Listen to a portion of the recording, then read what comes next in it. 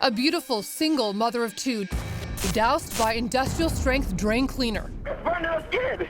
Okay, it's burning her skin? Yeah. But was it just a tragic household accident? He just kept saying it was an accident. Or a malicious act too heinous and evil to comprehend? It was a horrible, horrific scene. At that point, the acid had burned my eyelids closed, so I couldn't open my eyes anymore. She was actually unrecognizable.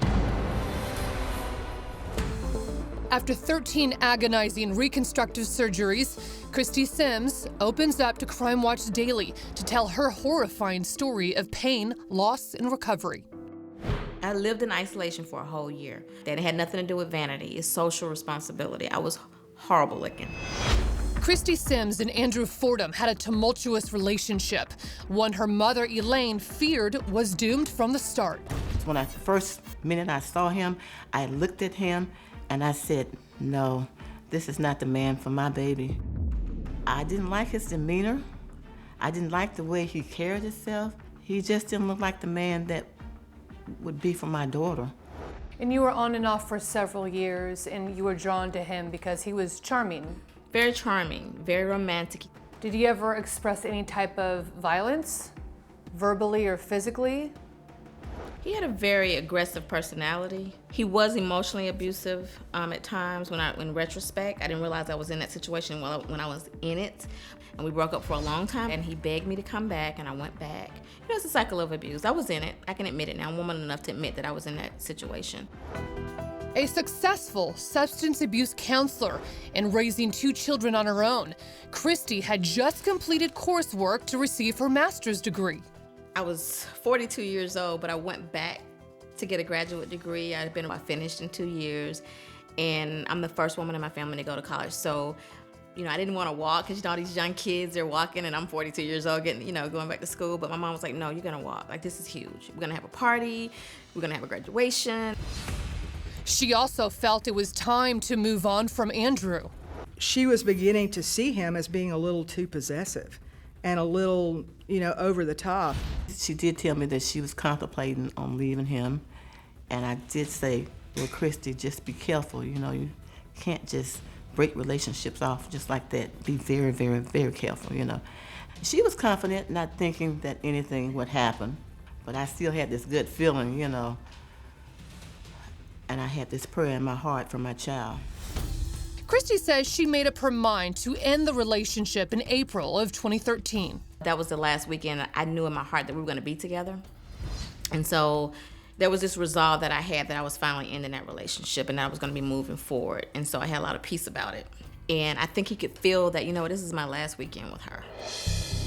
That Sunday afternoon, while hanging out at Christy's home near Atlanta, Andrew called to her from the bathroom. He says, babe, I've wasted a little water on the floor. Bring me a towel. And I said, okay. I grabbed the towel and I just started walking down the hallway. So when I'm walking down the hallway and I see him literally standing there, only wearing boxers, no shoes, no gloves, no shirt, nothing, and he's holding a yellow bowl from my kitchen, which made no sense to me. So I never even went into the bathroom. I stopped. Right outside the bathroom, I was just holding a towel. I'm like, what are you doing? Like, why do you have a bowl in the bathroom?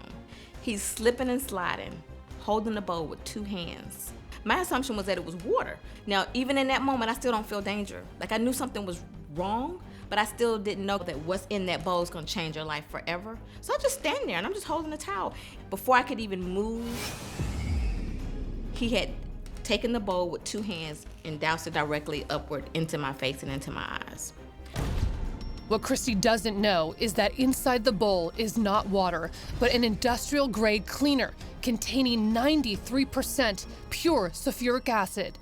As seen in this YouTube demonstration, the acid is a powerful corrosive, and one can easily imagine what it does to human flesh and bone. The first thing that started to burn, I didn't feel anything burning but my eyeballs. My eyes started to burn. And he's just standing behind me. My last image is of him standing behind me, just watching me suffer. Is he saying anything? Nothing. He's just standing, but he never said anything, even from the point that I came down that hallway, he never said a word. He just looked at me. And then everything started to burn. Then I said, call 911. He kept standing there, call 911. Henry County 911, what's up? Yes, I need an ambulance.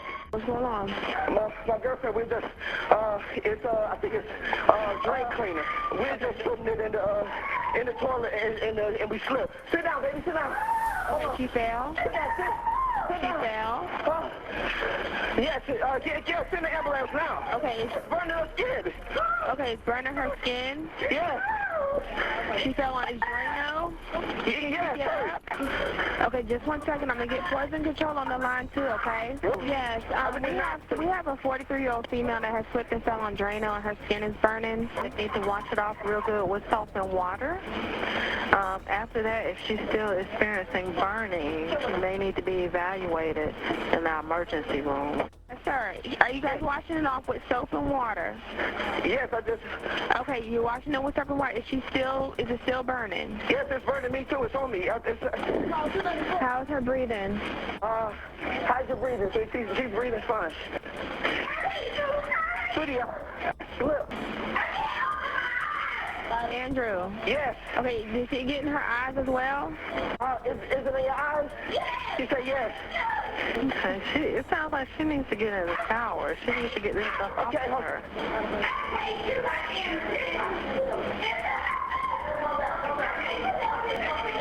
I'm not sure what's going on. I don't know. It sounds like more than Drano.